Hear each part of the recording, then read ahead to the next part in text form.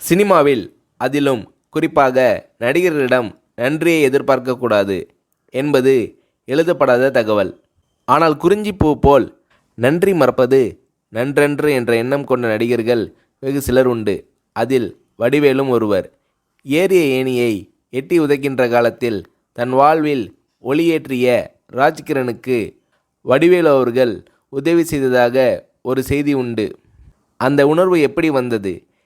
இதை பற்றி வடிவேலு அவர்களை ஒரு முறை சொன்னபோது, எப்படின்னு சொல்கிறது கஷ்டம்ன, ராஜகிரண் சார் இல்லைனா நான் இல்லை, இந்த புகழ் வசதி வாய்ப்பு எதுவுமே இல்லை, அவர்தான் கை தூக்கி விட்டு சோறு போட்டார், எனக்கு அவர் கடவுள் மாதிரி, அப்பேற்பட்ட மனுஷனுக்கு கஷ்டம் வந்தால் பார்த்துக்கிட்டு சும்மா இருக்க முடியாதுண்ணே, அதனால் என்னால் முடிஞ்ச உதவியை செஞ்சேன், அதை உதவின்னு சொல்கிறதே பெரிய வார்த்தைண்ணே, நன்றி கடன்னு தான் சொல்லணும், இன்னும் கூட தீர்க்க முடியாத நன்றி கடன் அது என்று உருகுகிறார் வடிவேலு.